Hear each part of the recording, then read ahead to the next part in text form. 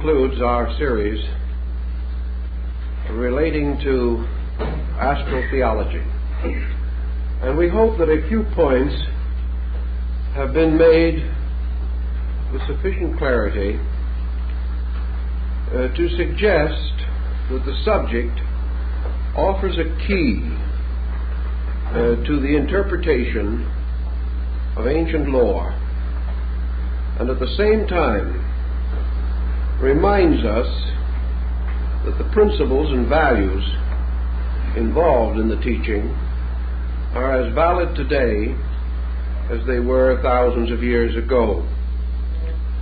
Regardless of the times in which we live, the journey of the human soul remains the most important consideration in the life of the individual, and should be one of the great dynamics of the life of the collective.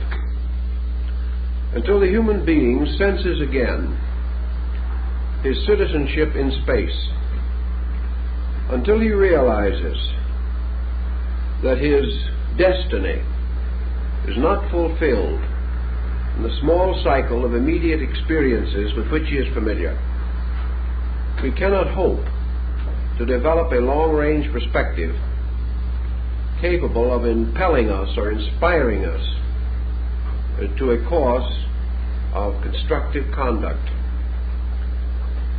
The individual today has lost his kinship with a group of values which ancient man fully appreciated and accepted.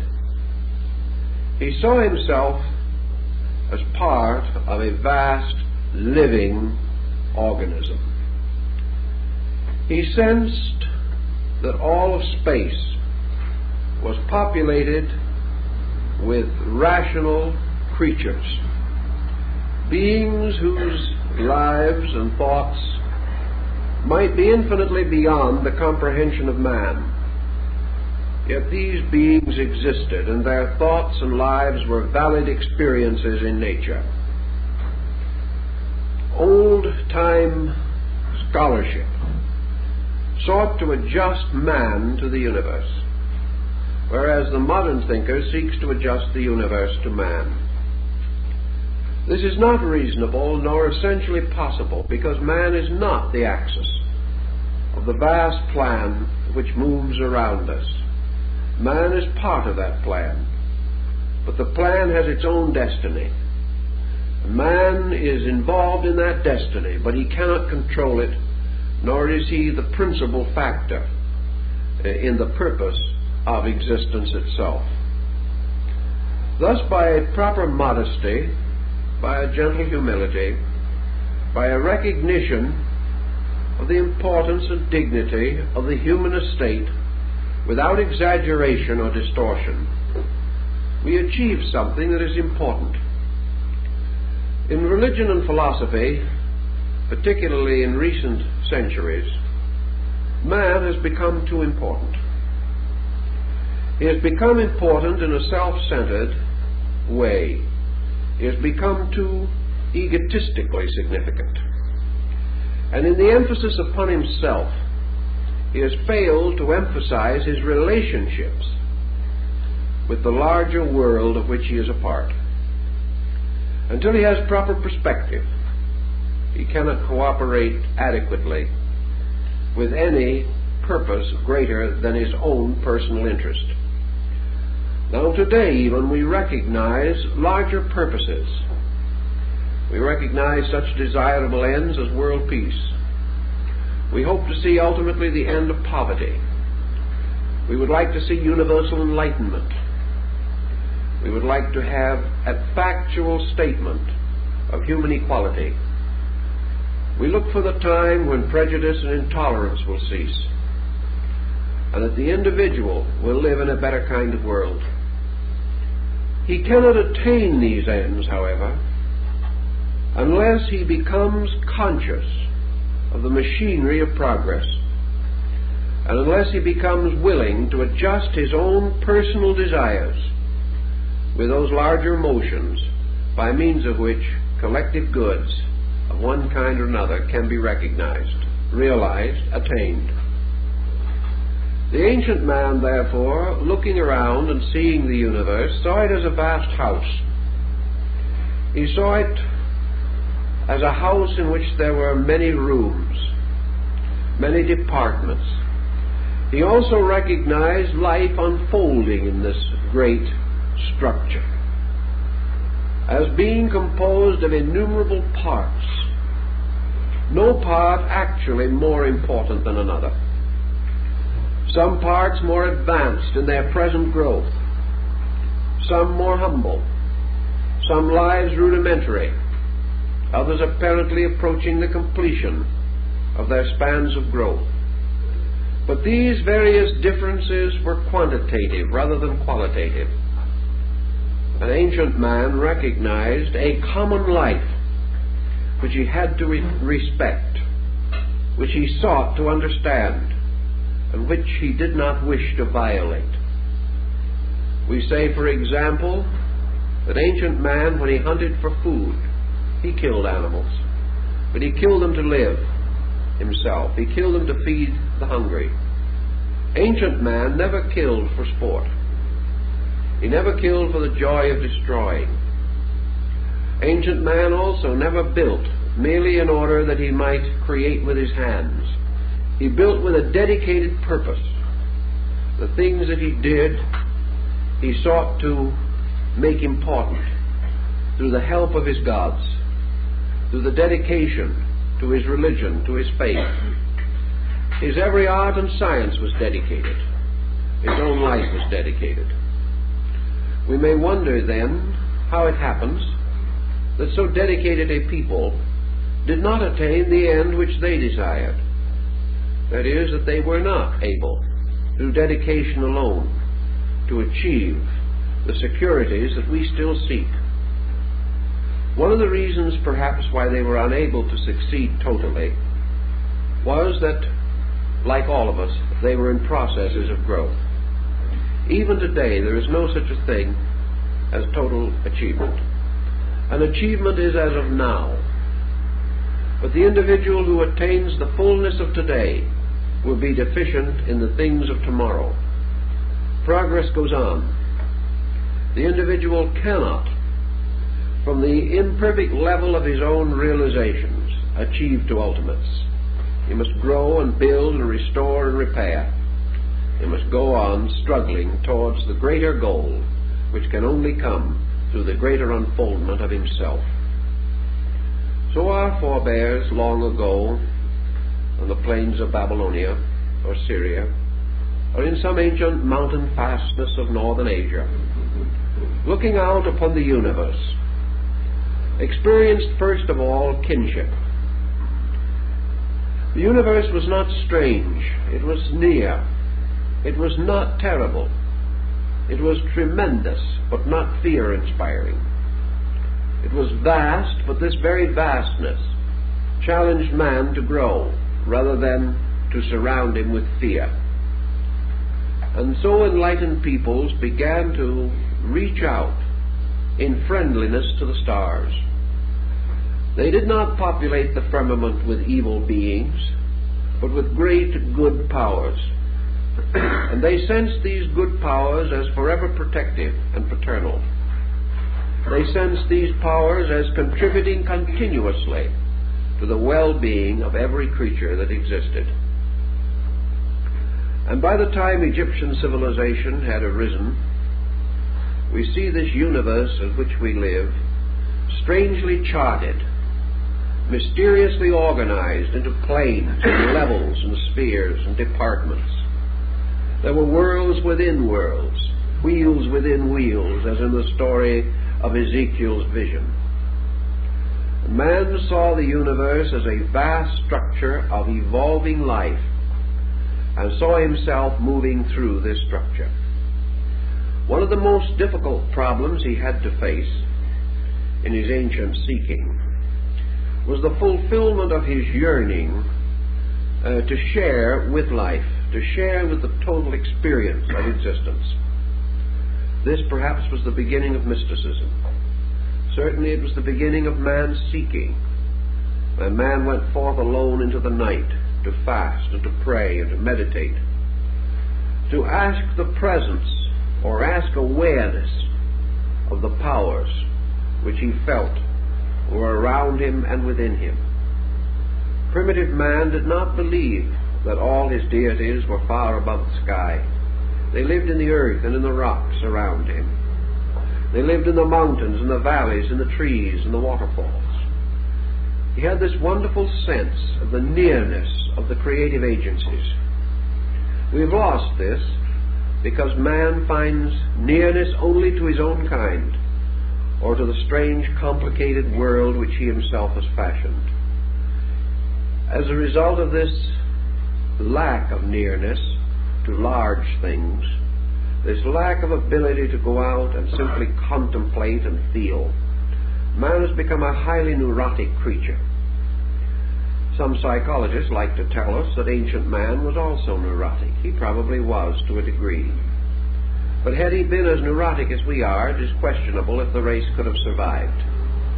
Actually, he had, as a medicine for his neurosis, so many beautiful things that we no longer have. Perhaps they were superstitions.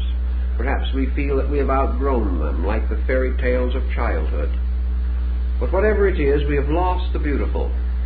We've lost the sublimity of life and have locked ourselves in a world of routine patterns, of mediocrities, which neither satisfy the imagination nor nourish the idealism in our constitutions. How we shall understand this pattern in terms of astral theology will require a little understanding of ancient man's opinions and beliefs. Where did man come from? Well, theologies tell us and philosophies imply that man came out of a universal state. Like the old poem, he came from the everywhere into the here. The ancient man believed that in a remote period men lived with the gods, that men were fashioned first in a strange heavenly state, that man had in his constitution something of the divine nature, that he dwelt above the world in a mysterious abode of blessedness. And then he started forth on his journey. And the story of his journey is very much the story of the prodigal son. Man's beginnings in the great cycle of existence have been variously explained. The Egyptians and the Greeks were of the opinion that man primarily sought experience consciously and willingly. These peoples did not have a fall in their theology, as some other nations had, this concept of man being driven out of paradise. Many ancient peoples and most Eastern peoples did not feel that this was true. Man was not an involuntary exile, nor was he punished for original sin. Man went forth as an adventurer. He went forth to conquer the unknown, because such is the nature of man. Such is the nature of life. The American Indian will tell you that just as the young man, reaching maturity, feels his own individuality and wants to go forth upon the adventure of life, to create a new home, to bring a new world into being, so primordial man, primitive man, in the presence of the gods, is said to have looked forth into the great expanse and mystery of creation and decided to go a-venturing. He wanted to know what was beyond and below and around him. He wanted the victory that comes from effort, from victory over limitation. Here again we have the story of the prodigal son, because there was one son who stayed home, and the son or sons who remained at home, took care of their father's house, were good and obedient children. And yet one went forth as a prodigal and wasted his substance in riotous living. He went down into Egypt, and he passed through great catastrophe and great sorrow. And finally he returned to his father's house, in this case as a penitent, as a repentant one.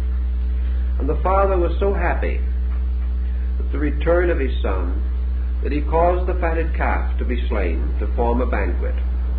And when the other sons said, "Why should the one who has sinned be given all this attention, and we who have been good have had no attention?" the father, in rapturous emotion, exclaimed, "But this son was lost, and he is found again. He has been taken from us, and he has returned to us, and greater is the rejoicing because he has come back." The ancients built on that theme somewhat, with other modifications.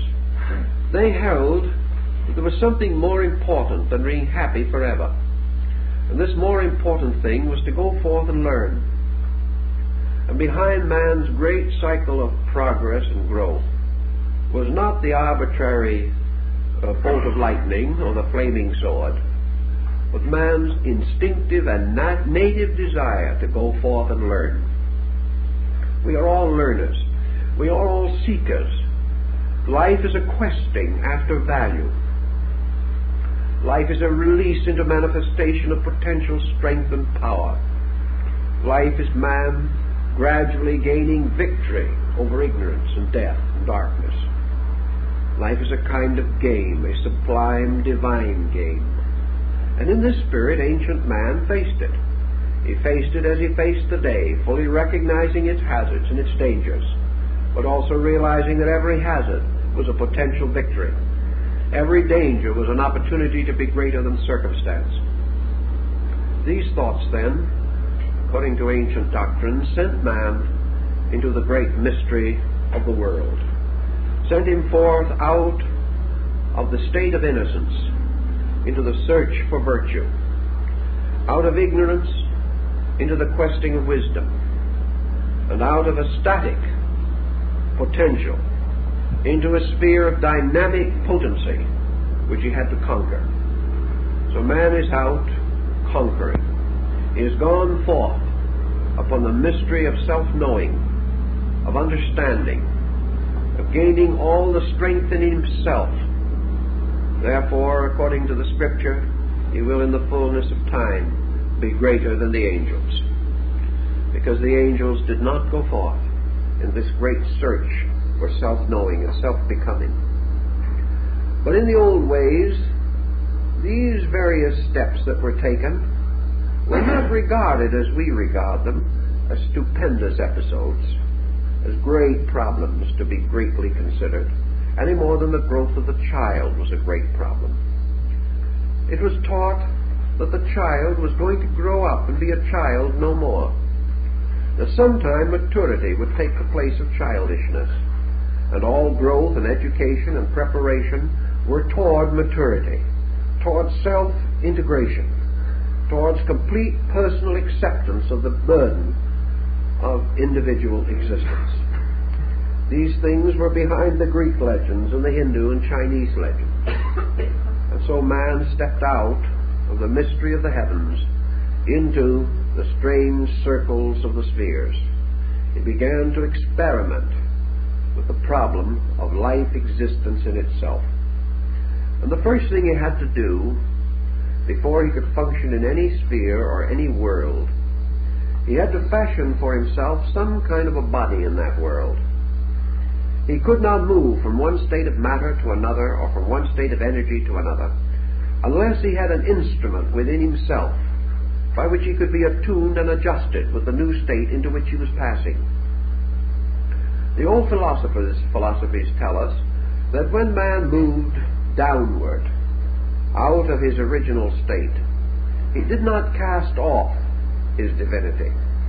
He simply enclosed it in a lesser condition. He put on new vestments, but the same spiritual being was within them. As man lost his contact with the heaven world, it was not because the God in him died, or that the God in him departed, but rather that it was vestured with a heavier raiment. And this raiment was derived, as the Hermetic axioms tell us, by descending through the various parts of the world. Thus in the Pymander of Hermes, we see the soul coming down through the orbits of the 7 planets, or the 5 planets and the luminaries.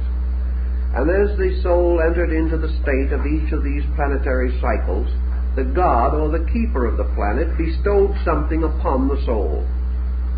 And Saturn bestowed upon the soul prudence and gravity. But it also supplied a kind of veil or vestment, which locked the consciousness, the pure spiritual life, within a garment of prudence, within a structure of abstract mind. And this structure was embryonic, it was unborn, it was untried and untested. It wrapped the individual in a potential. And as man descended into this great ring of Saturn, according to the ancients, he received the potential of abstract mind, the power to become prudent. He did not become prudent. He merely gained the power to be. And as he descended beyond this into the sphere of Jupiter, another vestment was added over as a garment upon an undergarment. And man gained the potential power of being reasonable, the power to rationalize, the power to think things through, to philosophize, to idealize facts, and to gain the actual attribute of judgment. Then he went still further down, and he received another vestment over the ones that he had already gained. And this third vestment was bestowed by the spirit of Mars, and this was the vestment of courage. The individual gained the power to become brave, to have patience, perseverance, to stand under the struggle and stress of things, to bear pain, to bear reverse with fortitude, to have the courage to dare, added to the wisdom to be silent, which he had previously received. Then he went still further, and another luminous vestment was imposed upon him, and he was surrounded with a halo of light. And in this next, or in the great solar arc, he gained for himself the power of vitality, the power of energy, courage, and to be sustained and supported by energy.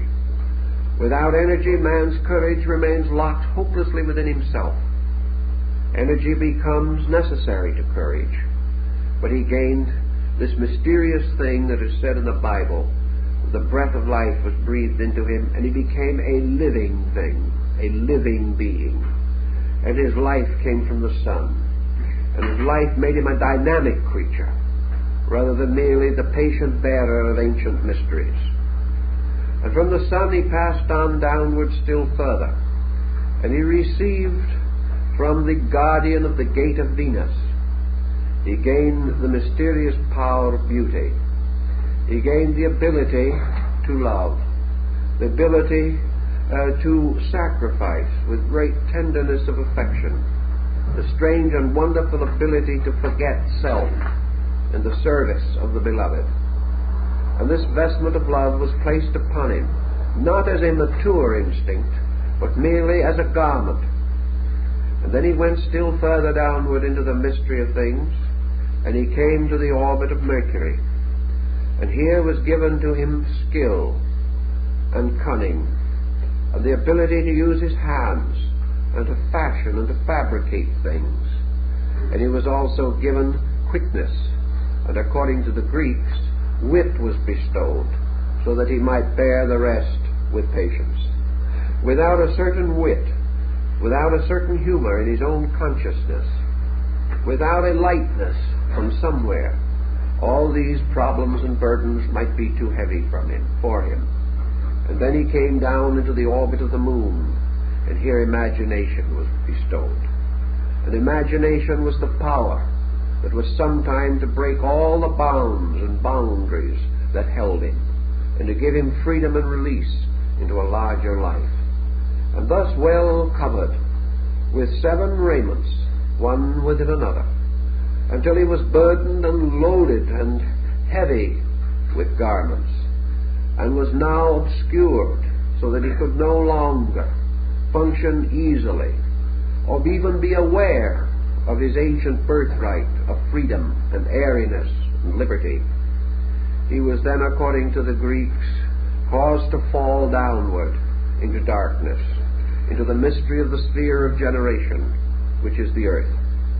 And here then he was born with the 7 vestments within himself, hidden from all sight, contained within and behind this thing which we call the body. And having entered into the sphere of generation, he became mindful of the gifts that had been given to him. He felt them moving through himself.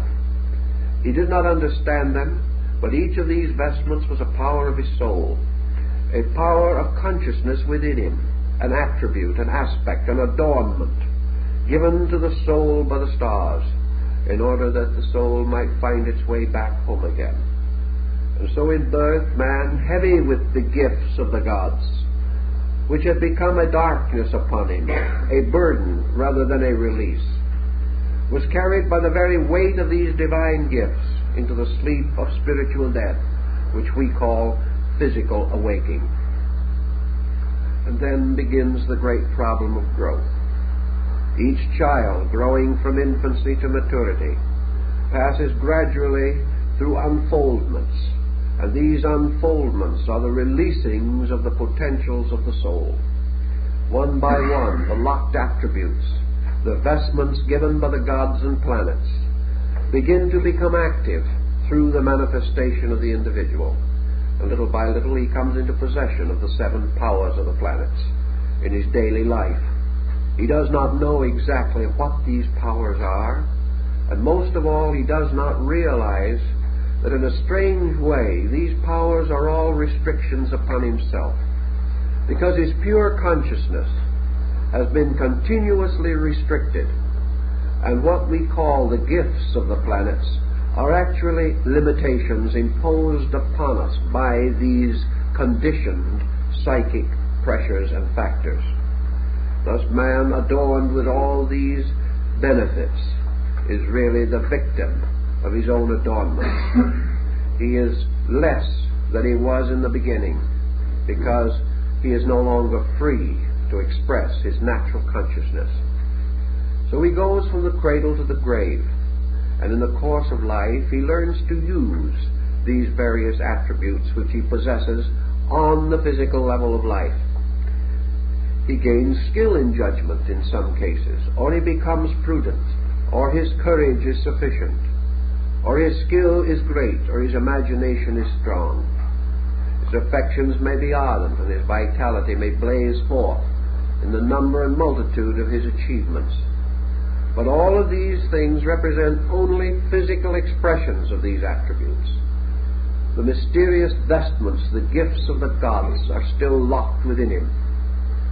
Now the ancients said that just as surely as man in the course of life unfolds certain potentials and uses them for the development of his orientation here, just as surely as he can only attain here by bringing into manifestation things locked within himself, so man gradually becomes crystallized by what we call old age. Little by little these potentials and powers which he has close in upon him again. His prudence becomes over-caution, and finally fearfulness. His judgment becomes locked by crystallization into intolerance, into opinion, or perhaps is not well enough developed to give him the power to judge righteous judgment. His courage leads him to disaster.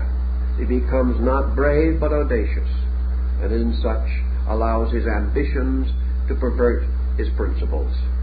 His energy he wastes, as the prodigal son did, in riotous living. We waste our energies and then sometime wish we had them. Love leads him to innumerable tangles, disconcerting circumstances. He feels that his love is wasted, or that it is betrayed, or he does not develop it strongly enough to have a constructive and creative impulse there. The love of beauty and truth are ignored. The individual falls merely into the lower victimizings of the sensory perceptions. Wit, skill, produce not only the cynic and the skeptic, but skill without understanding gives us a scientific world which is not safe to live in. Imagination leads us into every fantasy and excess, into suspicion, into tyranny, despotism, into all kinds of terror in the night. So one by one, these powers of the soul, which should be blessed, which should give us the full measure of realization, betray us and leave us victim to the excesses which their perversions indicate. Such was the state of man when the ancients conceived the idea of creating the great ladder of the mysteries. This great method of release, not release for this life alone, not release merely for years or for days, but the recognition that what we call evolution is man's victory over all the limitations imposed by conditions upon the unconditioned consciousness within himself. So a great symbolical pattern was created which reversed the involutionary procedure. Man gratefully and gladly returned to each of the guardians of the spheres the gifts which they had bestowed. He outgrew these gifts. He rose above them. He transmuted and transformed them, and handed back the vestments and the adornments which they represented. There are ancient fables in the East about this, the fables of the king, who so adorned himself with his jewels and with his wealth and with all the symbols of his honors and dignities, that when he fell into a river he drowned because of the weight of his adornments. And this is what happens to man. Because of the weight of his adornments, he falls into generation and drowns in matter, becoming what we call a materialist or an unenlightened person. But the rescuing of this was by the long process of outgrowing conditioned existence. And to achieve this end, the soul had to consciously ascend through the 7 orbits of the stars, ascending as Ishtar, the goddess, ascended from the dark threshold of the moon god up through the 7 gates to the upper world from which she had come. The journey back upward, like the mysterious story of Dante being led by Beatrice from the Purgatorio into the Paradiso, is always man's eternal psychic entity leading him back by his dreams, his aspirations, and his affections to the great spheres from which he fell, or from which he descended not by a moral fall, but by determination or decision to seek adventure, to seek things, and in gaining things to lose self. This is also the burden of Buddhism, that man, gaining all other things, has as a result lost pure consciousness, without which his journey to light cannot be perfected. In astral theology, then, the soul first sought to escape from generation, sought to escape from the mystery of death, or perhaps to escape by death from the mystery of this world, to come back to a state in which there was no longer any worldliness in him, to draw him back again into material existence. To escape from the world, he must therefore escape from worldliness. And what were the great pressures of worldliness, which had to either be overcome or man would be drawn back? In fact, he could never escape. Death was only an exchange from the visible to the invisible side of nature. Man never actually transcended the great material sphere of things, either in life or in death. He merely disappeared and appeared again by the ancient concept of rebirth. He was never away from worldliness until worldliness ceased within himself. Religion held this to be true, and most of your mystical theologies were derived from the ancient astrotheological symbolism of the soul beginning its journey upward by its effort to overcome the world. This is another meaning, of course, of the dragon slave, the individual overcoming monsters, the knight-errant going forth and rescuing the fair maiden by killing the wicked ogre, or the giant, or the monster, which had this maiden captured in his castle. The maiden, of course, is the psychic self, which must be rescued by the determination of the individual to overcome the giant of mortality or of materiality. And there is no way in which we can conquer the world. Perhaps there is a perverse psychology behind all this great belief that man could escape the world by conquering it. Perhaps the reason why we have had Genghis Khans and Hitlers and Alexanders and Caesars, Mussolinis and Stalins, is because the human soul has misread an archetypal symbolism. Man has sensed that he had to overcome the world, but because perhaps his own enlightenment was not great enough, he thought he could free himself from it by becoming master over it. He thought he could finally reach that condition in which he was free because he was a law unto himself. When he reached that security, when he bound the whole world in slavery to his purpose, then no one could contradict him, no one could deny him, no one could refuse him, no one could thwart him. Then he thought, I am free. But he never found that to be true. He found with Wolfe, at the time of the Battle of Quebec, he found that the path of glory leads but to the grave. He discovered finally that he could not escape the world by conquering it, that he could never reach a condition of security so complete that he was free from the world. Therefore he turned, as the mystic turned, to another method. Instead of attempting to conquer the world, he attempted to conquer worldliness in himself, realizing that he was bound here by these very ambitions which he sought to satisfy or to gratify. Consequently, by becoming desireless, by no longer responding to the allurements of the world, by no longer admitting the power of the world, he could perhaps escape from its tremendous, insidious effect upon himself. Ancient man, then, really believed that he had to be born again out of this world, if possible, born without death. That instead of dying out of a material state, he must die out of the materiality in himself. This was the second birth. This was the twice-born one who had achieved conscious liberation during life. It was a birth into a new state in which the Greeks said the hero dwelt. The hero being the person who had overcome the world as an experience of consciousness, was therefore free from it, because it could no longer be stimulated in himself. He would no longer hate. He would no longer desire. He would no longer sacrifice his principles for his possessions. He gained a certain detachment. How did he do it?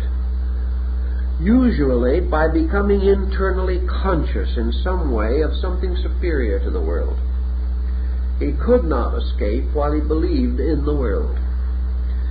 But if by mystical experience, or by the strange disciplines of ancient esoteric sciences and philosophies, he was able to experience inwardly a freedom from this world, and realize that in departing from it as an experience of consciousness, he was not leaving the greater for the lesser, or the known for the unknown, but rather that he was leaving something that he had outgrown, leaving darkness for light, leaving things that are not true for things that are, gaining more than he could possibly lose, finding himself by sacrificing that which was not his real self. Buddhism taught this in renunciation, that the individual, through inward discipline, gradually relaxed away from the world, and having done so, he passed through the first gate of the mysteries, and was, for the beginning of his journey, a free soul, a soul-searching light. And beyond this, he then had to pass through what the ancient Indians might have called the yogas. He had to pass through the levels of the planets, and he had to return to each one of these planets the garment or gift which each had bestowed to him. And the only way he could return any of these garments was to outgrow them. He could not cast them off. He had to achieve a victory over them. He had to make himself greater than they were. He had to exhaust their usefulness and their ability to hurt him. He could only, therefore, go on when he had achieved complete mastery over the mystery that was represented for the planetary gift. So when he came to the orbit of the moon on his return journey, he had to transform the potential of imagination into the full release from it, the full expression of it. He had used imagination first unwisely, then wisely, and finally he had reached a point where imagination was no longer important, where the individual exchanged his imaginings for the facts which he had discovered for the growth of his own consciousness. Man does not have to imagine the wonders of the world if he understands the world. The world is in fact more wonderful than any dream that he could have. And through true and complete understanding, the distortions, the imageries, and the fantasies of things were no longer vital to him, no longer necessary to give him inspiration or impulse. Let us say, for example, that a person is inspired to do a good deed. He may be inspired by hope, or by faith, or by charity.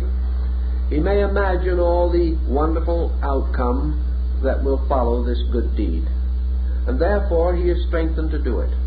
But when he is wiser, he will do that good deed without any of these overtones at all, simply because a certain action is lawful, right, proper, necessary, and the only thing conceivable. When he reaches this point, he can return the cloak of imagination to the lunar guardian who keeps it. He no longer needs it. He is not deficient in anything that imagination stands for, but he has released consciousness from imagination and into fact, and the fact is more beautiful, more wonderful, and more true than anything that he could imagine. Then he goes onward to the problem of skill, and to this little humor problem that we described. He must return to Mercury, the gifts which this orbit has given to him. And so we find that he returns to this level, that level of his mentality, which has to do with proficiencies of all kinds. He returns the powers which Mercury has, among them the arts and sciences, because these arts and sciences were all schoolrooms in which he studied, and having mastered the lesson, he no longer needs them. Having transcended sensory perceptions, he is no longer dependent upon them. He moves inward into the archetypal soul powers, by means of which he can direct his higher destiny. So he returns to Mercury these problems. And he also returns this element of humor. For this humor is no longer necessary to the individual who values things correctly, because the moment he values them correctly, they are sufficiently satisfying and sufficiently optimistic so that the truth is more joyous than any interpretation or any jest that we can create about it. And he returns in due force and time the emotion of love and beauty to the keeper of the orbit of Venus, because he has now discovered a transformation of emotion within himself. He is no longer subject to profane affection. He has rather transformed all personal emotion into compassion, or the great spiritual attribute of love. He has gained a soul power, and it is no longer necessary for him to use the instruments of trial and error which he previously knew. He then ascends to the sphere of the sun, and here he returns his energy, because he no longer needs to do as Satan does, rush up and down the world. He no longer needs activity as we know it, because the greater activity is a psychical quality within himself, beyond dimension. Vitality is no longer necessary. In its place is a simple directive. He is no longer burdened with body building or the need of energies and vitamins to maintain himself. All these things are necessary because of his own ignorance, and as he becomes wiser, he outgrows them. He then returns also his courage to the orbit of Mars, because courage is only necessary in the presence of the unknown. When the individual recognizes the immutability of good, he needs no courage, for he knows there can be no evil thing happen to him. And he returns to the sphere of Jupiter, the judgment which it bestowed. And last of all, he returns to Saturn, its prudence. And then, as the wonderful golden verse of Pythagoras says, the soul, freed from all these bonds and all these burdens and all these raiments, rises in its own pure nakedness to return again to the world of light from which it came. It has, however, passed through a strange experience, a strange transformation, because in the Greek philosophy the soul that descended in the childish ignorance of the unknown around it and within it. But the soul ascending has ascended by conscious, intentional victory, step by step. So the innocent, childish soul that descended gives place to the strong, mature, virtuous soul that has decided all things and has chosen to cling unto that which is good. Thus the journey of the soul through the spheres gives man the power of decision. It gives him the right to choose to be right. And as a result of that, it gives him good destiny. It gives him the right to earn a destiny, which cannot be earned unless all factors composing it are voluntary decisions of his own. The gods could preserve man in innocence, but only man himself, given the opportunity to do both right and wrong, can achieve to the state of virtue, which is the determination to cling to that which is right. So this journey was a kind of initiation, and all your initiation rites and ceremonies of ancient man were based upon this story, based upon man gradually achieving victory over the 7 parts of his own soul, restoring their attributes to the universe from which they came, and resurrecting victoriously from the 7-fold body or psychic entity which contained and locked him within itself.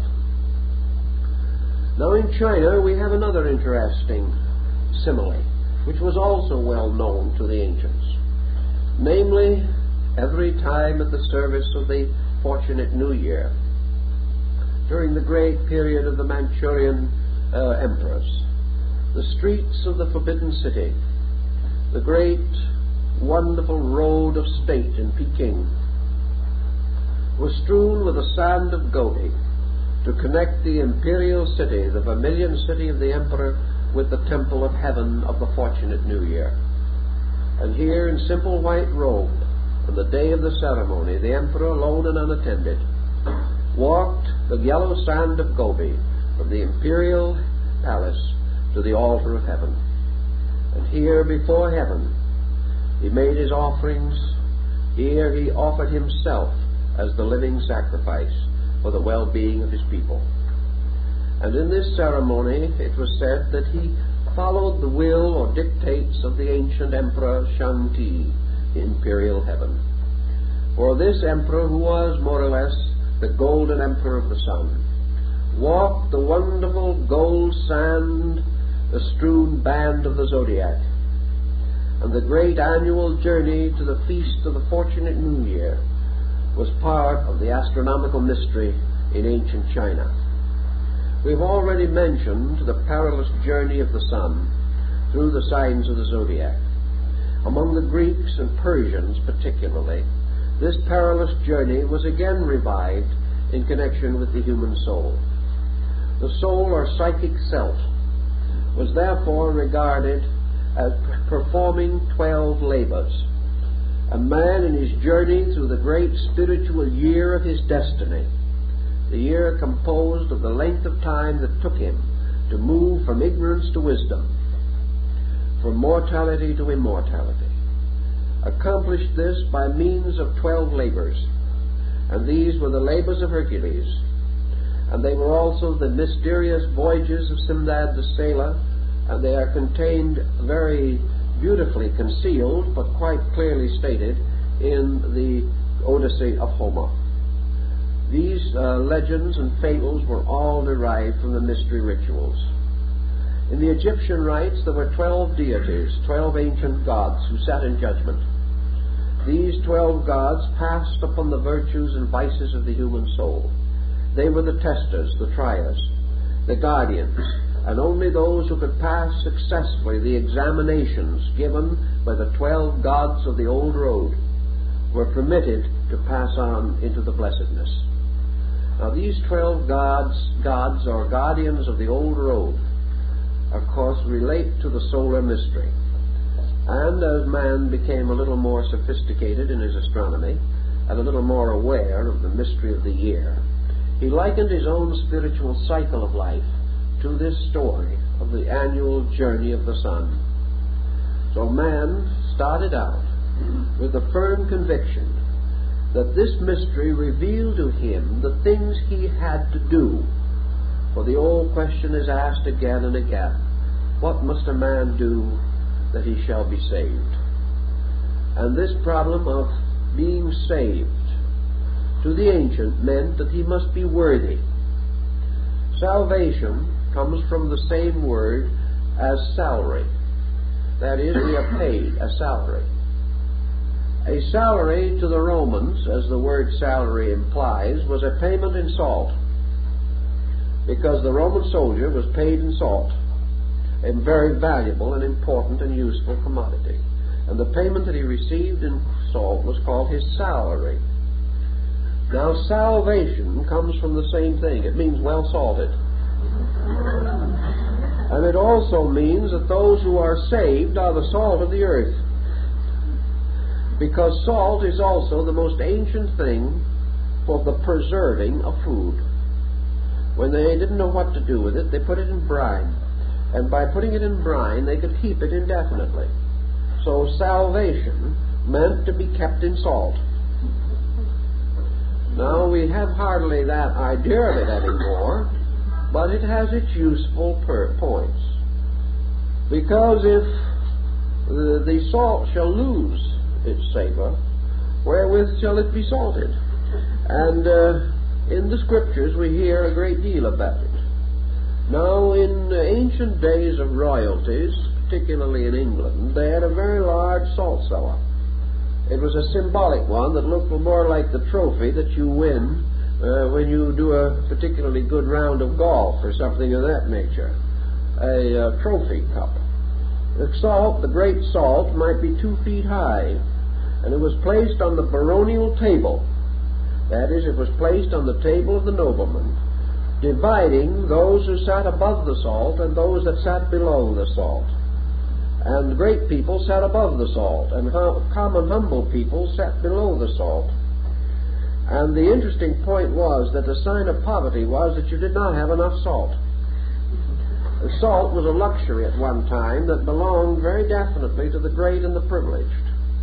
And those that were above the salt were supposedly the salt of the earth, although from what we can learn in English history, it wasn't always quite literally true. But here we come to this point. What must a man do to be saved? Salvation had to do with preservation.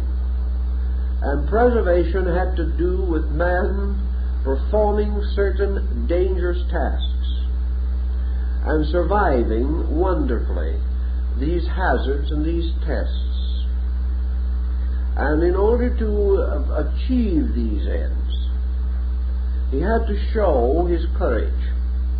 And in your Greek legends of Hercules, you see that for various reasons, usually to satisfy some deity, the hero had to perform some peculiarly hazardous and dangerous undertaking, presumably beyond mortal accomplishment. Well, this problem is is quite obvious.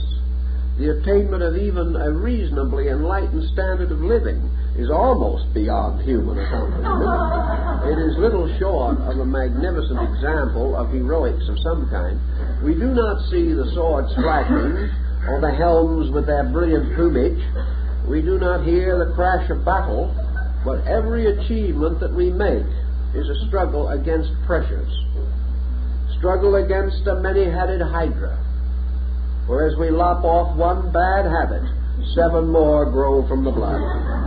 Everything we try to do confronts us with mythological situations, just as remarkable and dramatic as those in our ancient fairy lore. For all folklore deals with archetypal symbols, symbols of man's struggle for security. So in the ancient Greek and Persian rites, in the temples, the band of the zodiac was stretched across the sky. Sometimes it was made into the mosaic floor. Very often it was traced upon the robes of priests and upon the garments worn by neophytes. Apuleius wore the star-spangled cloak when he went in to the mysteries. These stories had to do with the journey, the perilous journey of the soul through the 12 tasks that had to be performed before a man can be saved. And these 12 were represented by the zoans, or the animals of the zodiac. And these animals in turn were each of them an emblem of some ancient law or principle, a hieroglyph, signifying a positive and negative attribute. Each one of these creatures was either a constructive or a destructive force. Each one had its privation and its success, and it also had its moderation. The work of the hero was to pass the test without, in his own turn, violating a principle.